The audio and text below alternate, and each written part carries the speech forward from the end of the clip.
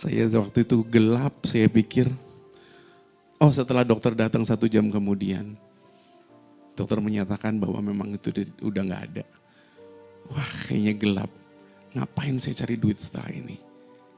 Udah saya ikut pulang aja. So I screaming to the darkness, is there someone who can hear me still?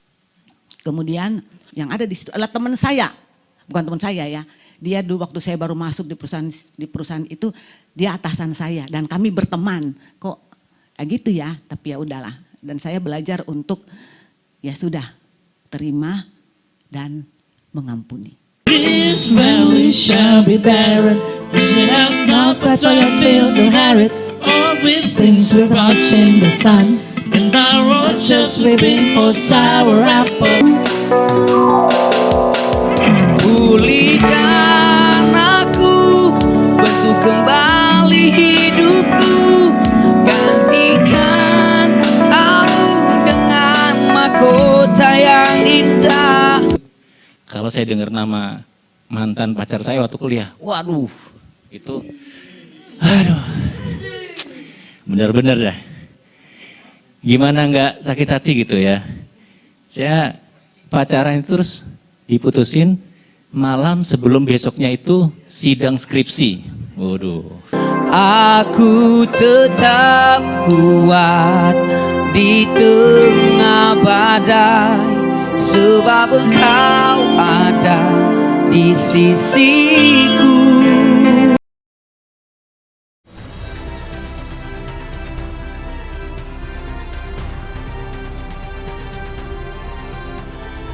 Healing itu nggak jauh di luar sana. Healing ada di sini, di momen kamu berhenti dan merasa. Ambil 30 menit golden momentmu dan recharge jiwa.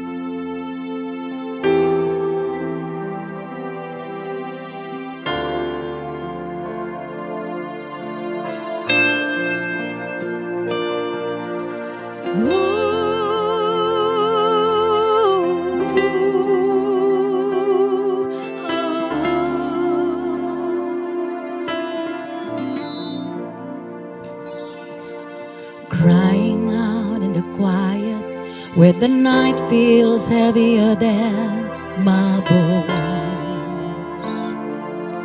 Every heart beats like an echo, calling through a valley made of stone. I've been walking with my shadows, trying not to fall apart. But the silence grows louder than the trembling of my heart. So I screaming to the darkness, is there someone who can hear me still? I am lonely in the battle, fighting storms I never meant to feel. If there's a whisper in the wilderness, let it reach this broken soul of mine. 'Cause I'm hurting, Lord, I need your life this time.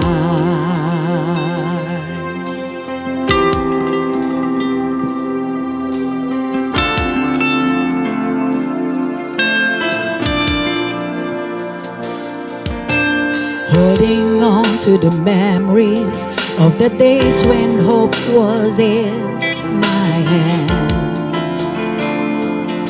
But the night has grown colder, and I'm scared who I am.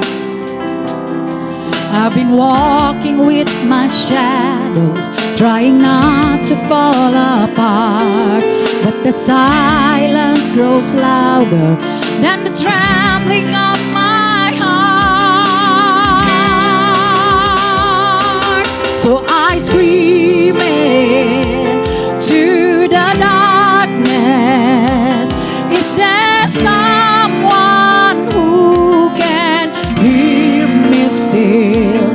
I am lonely in the battle, fighting storms I never meant to feel. If there's a whisper in the wilderness, let it reach this broken soul of mine, 'cause I'm hurting, Lord. I need your light this time. Oh,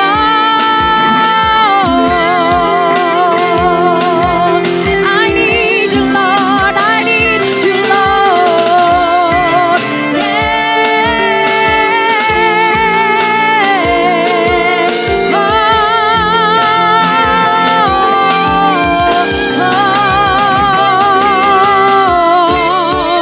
I don't know how to stand when the weight is pulling me down.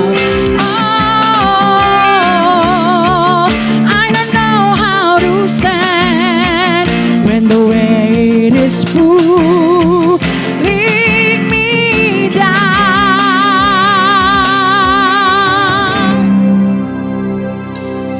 So I scream to the darkness, is there someone who can hear me still? I am lonely in the battle, fighting storms I never meant to feel. So I scream to the darkness, is there someone who can hear me still? I am lonely in the battle, fighting storms I never meant to feel. If there's a whisper in the wilderness, let it reach this broken soul of mine, 'cause I'm hurting, Lord. I need your light this time. Puji nama Tuhan, kita boleh hadir bersama-sama yang di sini maupun yang ada di sana, ya. Merayakan ulang tahun PDPK yang ke-47. Dan ketika saya lihat, umur 47, ternyata PDPK generasinya sama dengan saya. Generasi X. Ya, saya masuk ke Gen X. Dan itu seringkali disadari ketika ada di kantor. Karena kemarin ketika di kantor teman-teman saya nanya, "Bu, nggak nonton FC?" Apa tuh? FC, ibu nggak nonton FC, Tomingse gitu-gitu. Meteor Garden, waduh itu generasi Y, generasi milenial. Saya sudah lebih dulu dari itu. Jadi saya cuma tahu aja, tapi waktu itu belum termasuk ya. Kayaknya ponakan saya yang suka gitu ya waktu itu FC Meteor Garden dia. Saya udah nggak masuk. Saya udah generasi sebelumnya. Udah lewat generasinya. Tapi bersyukur kepada Tuhan di generasi yang sudah lewat ini, Tuhan masih memakai saya menjadi pelayannya, menjadi hamba Tuhan dan masih produktif. Itu saya sangat bersyukur karena saya di usia pensiun saya masih produktif. Ya, saya mau cerita sedikit.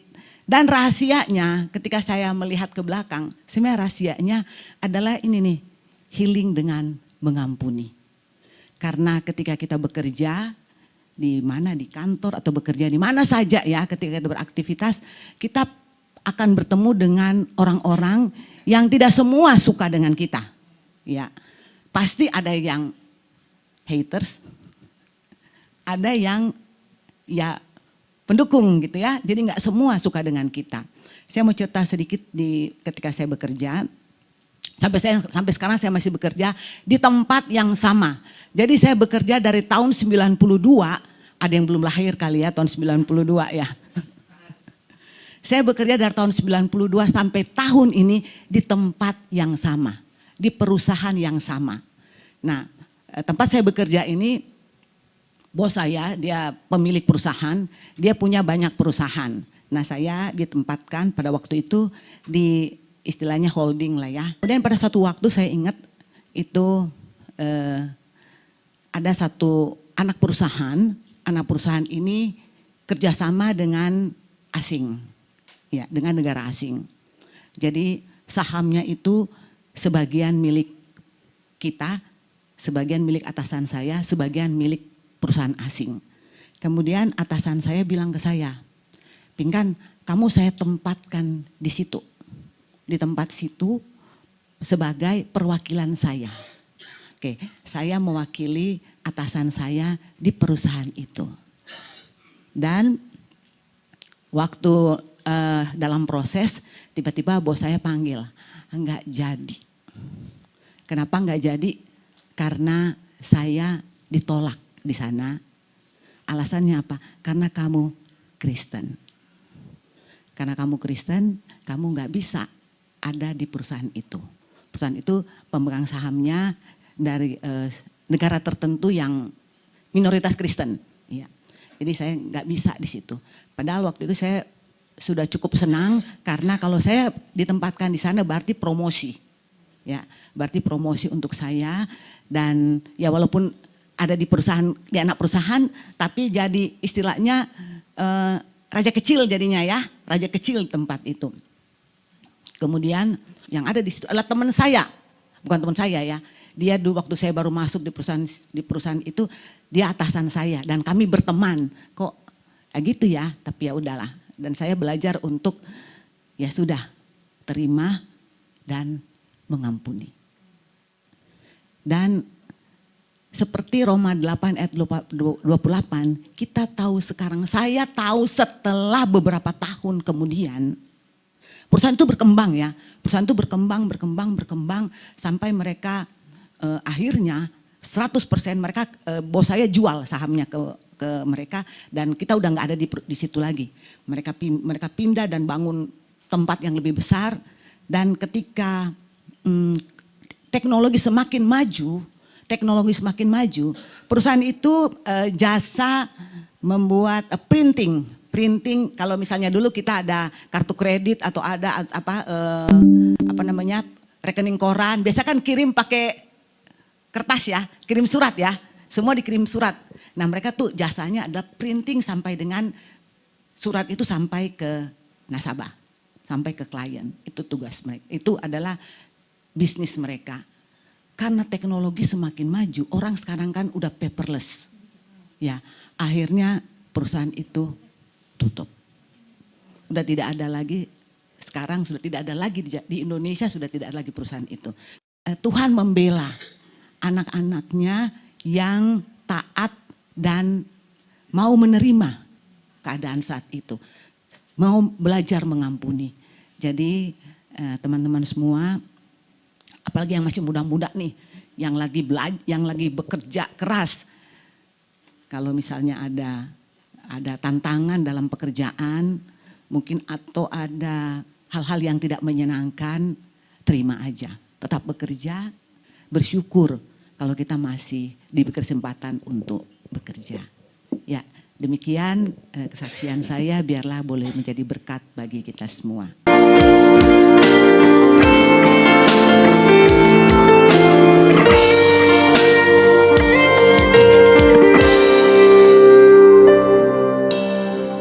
Saat badai datang menerpa,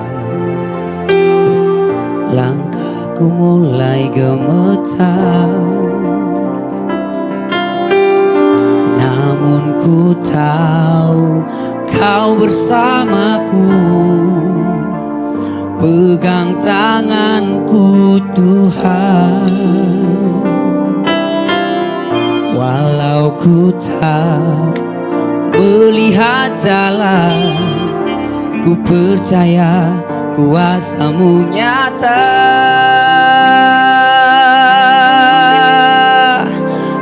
Aku tetap kuat di tengah badai, sebab Engkau ada di sisiku.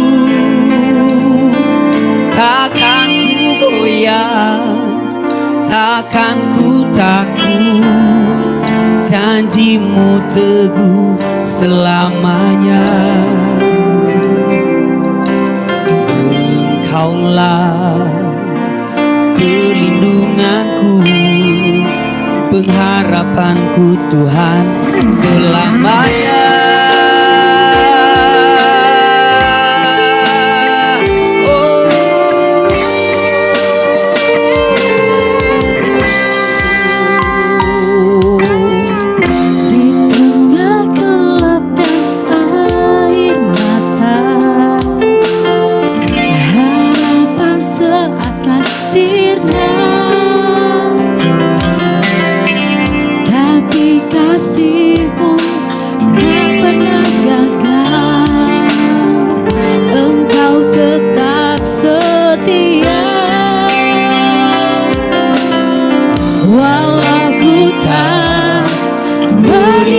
Jalan, ku percaya kuasa-Mu nyata.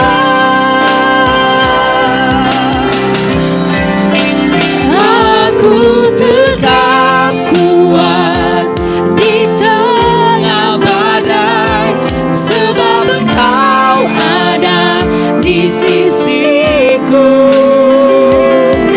Takkan ku goyah, takkan ku takut, janji-Mu teguh selamanya.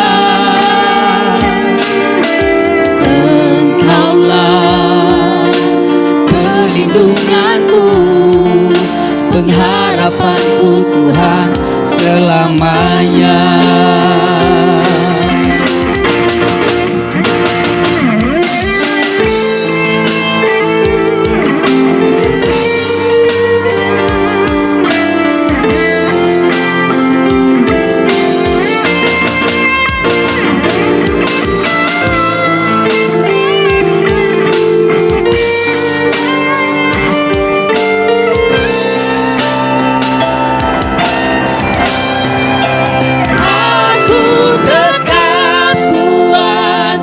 Di tengah badai, sebab Engkau ada di sisiku.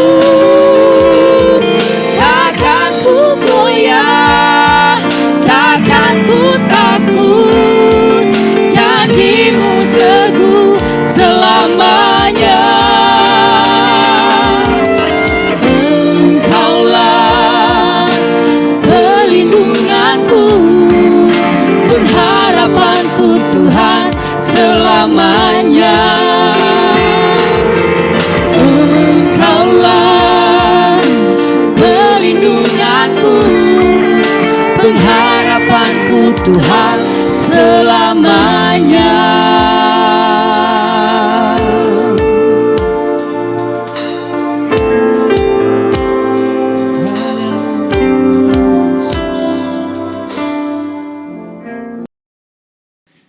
Jadi dari episode yang lalu, kita sudah membahas tentang kita harus berlatih hati gitu ya, untuk kita bisa healing. Dan kalau kita mau bicara soal healing, anak zaman now itu mengatakan healing itu liburan ke luar negeri. Healing itu ya kita minum kopi di kafe gitu kan, bengong sendirian. Ada yang bilang healing itu di rumah nonton Netflix. Nah, ada yang bilang healing itu shopping. Itu ya. Jadi bisa lihat macam-macam pendapat tentang healing di akun YouTube kita dan TikTok kita di @officialhealing kita bikin 1000 faces dan kita nanya, healing menurut kamu apa sih? Tuh. Jawabannya macam-macam. Ada yang serius, ada yang lucu gitu ya. Nah, terus apakah jawaban-jawaban itu salah? Ya enggak juga gitu, karena kita kan pengen tahu tentang healing itu menurut masing-masing orang seperti apa gitu ya. Nah, tapi ada beberapa orang yang ketika dia sudah habis liburan ke luar negeri, udah habis jalan-jalan, dia sudah udah relax gitu ya, minum kopi, dengerin musik gitu. Dia udah ketawa-ketawa gitu ya. Tapi ketika mendengar nama seseorang, waduh, langsung tensinya naik lagi. Dadanya langsung sesak gitu. Ada yang pernah ngerasain itu? Saya pernah dulu. Itu kalau saya dengar nama mantan pacar saya waktu kuliah, waduh, itu, aduh, benar-benar dah. Gimana nggak sakit hati gitu ya. Saya pacaran itu terus diputusin malam sebelum besoknya itu sidang skripsi. Waduh, horor banget tuh. Iya kan? Jadi what the hell gitu ya, kenapa lu melakukan itu gitu, kenapa can you wait for just a day gitu ya. Jadi besoknya kalau selesai sidang gitu baru ngomong, gue mau mutusin lu gitu kan. Tapi ini enggak itu, di malam sebelum sidang skripsi. Jadinya apa? Bengong di sidang itu, aduh gimana ya, itu yang terjadi.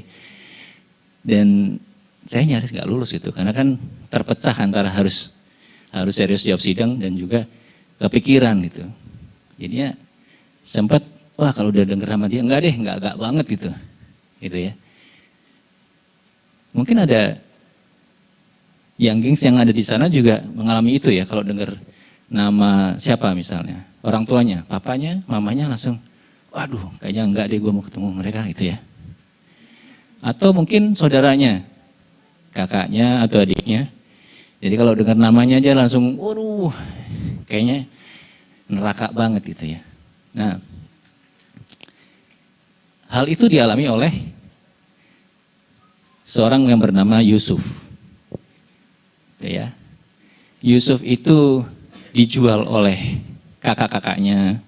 Yusuf itu dibuang, Yusuf dikhianati, Yusuf itu dilupakan.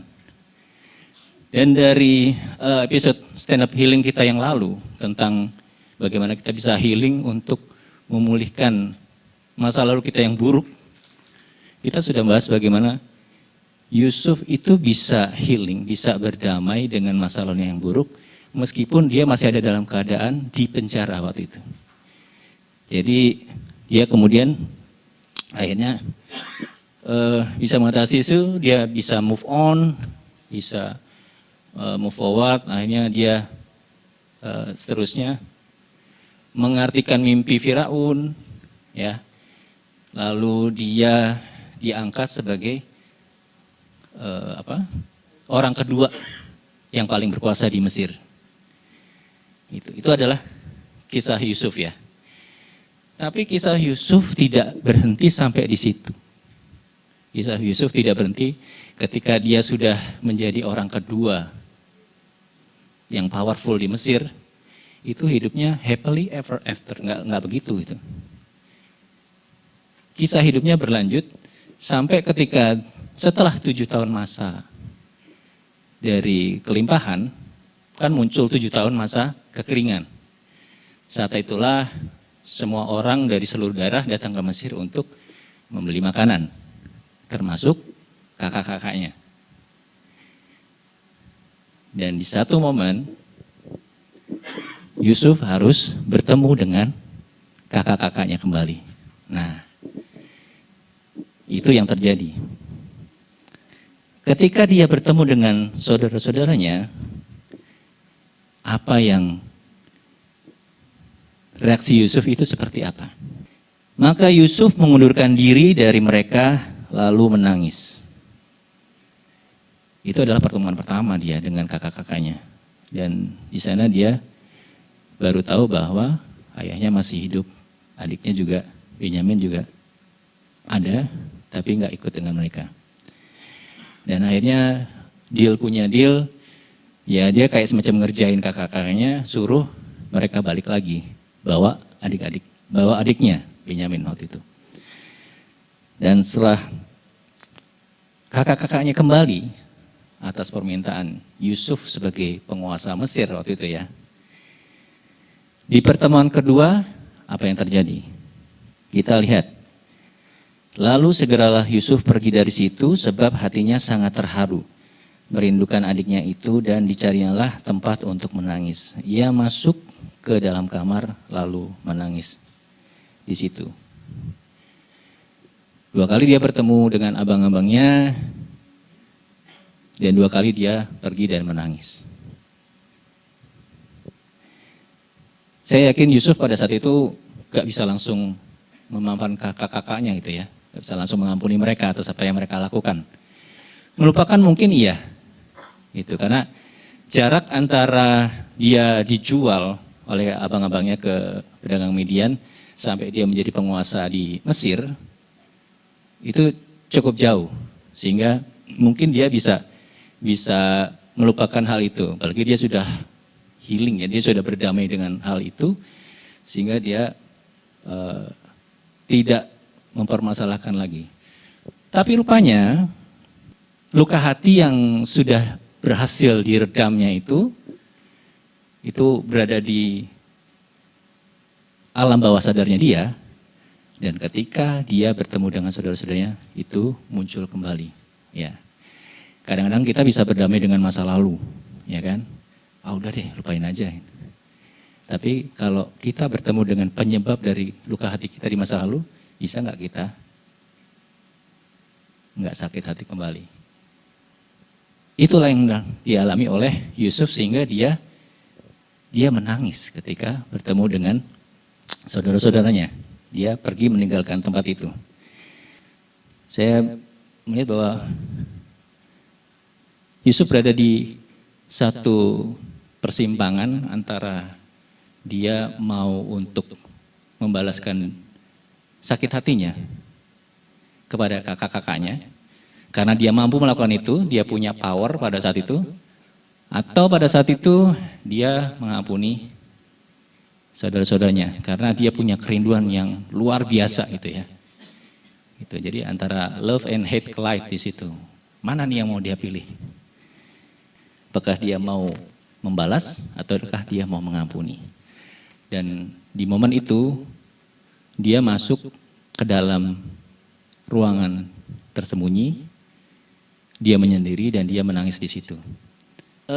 Amazingnya, ribuan tahun kemudian ada seorang bernama Yesus yang mengatakan, kalau kamu berdoa, kamu masuk ke dalam kamarmu, tutup pintunya, kunci dan kamu berdoa.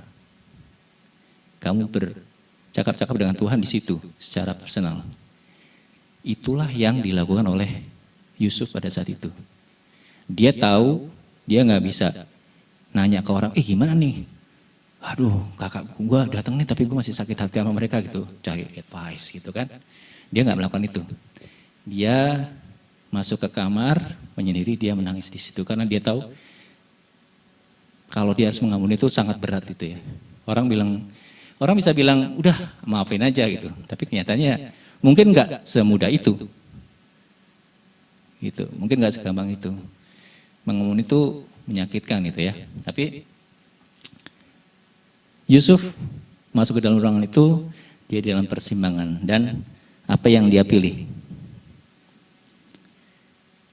Ya, dia berdoa pada Tuhan, dia menangis karena memang rupanya luka hati itu sudah lama hilang, tapi masih membekas di sana. Dan di momen itu, setelah 2 kali bertemu abang-abangnya, dia harus memulihkan diri. Dia tahu ada yang belum selesai nih dalam hidupnya.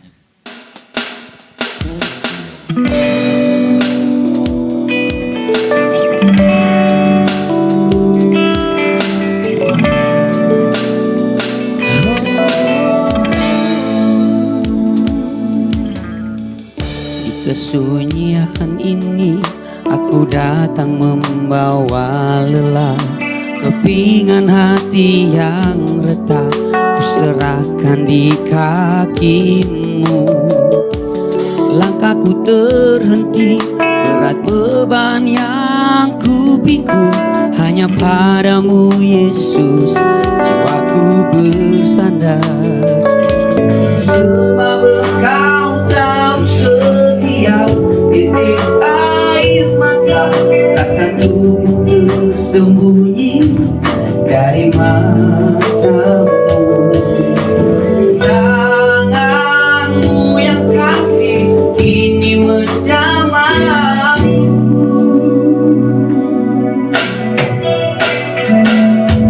Pulihkan aku, bentuk kembali hidupku, gantikan aku dengan mahkota yang indah. Kasih-Mu menyembuhkan, kuasa-Mu membangkitkan. Di dalam-Mu aku menemukan diri yang baru. Engkaulah sang pemulih jiwaku.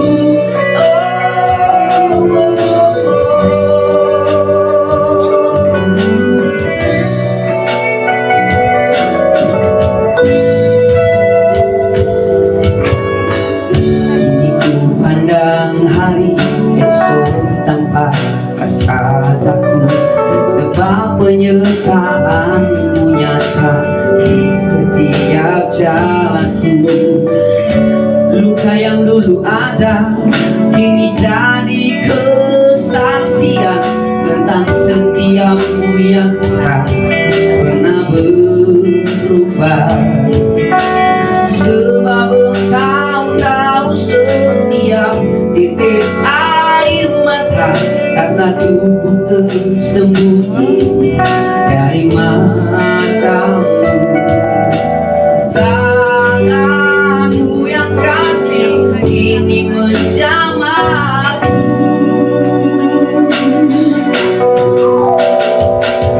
Pulihkan aku, bentuk kembali hidupku, gantikan aku dengan mahkota yang indah. Kasih-Mu menyembuhkan, kuasa-Mu membangkitkan. Di dalam-Mu aku menemukan diri yang baru. Engkaulah sang pemulih jiwaku.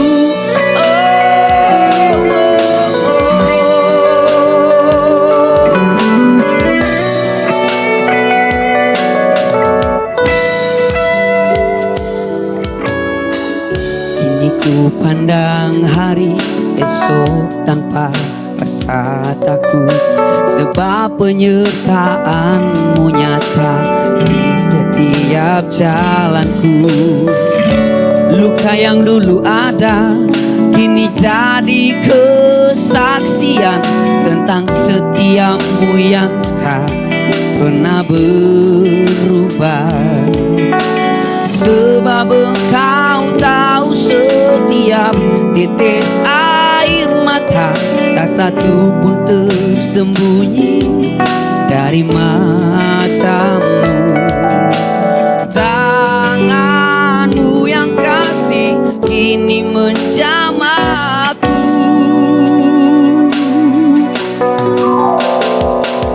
Pulihkan aku, bentuk kembali hidupku, gantikan aku dengan mahkota yang indah.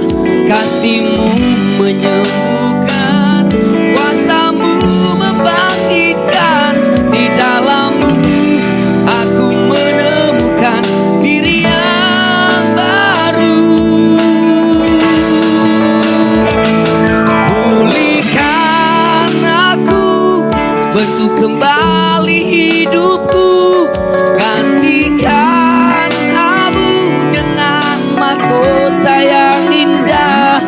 Kasih-Mu menyembuhkan, kuasa-Mu membangkitkan.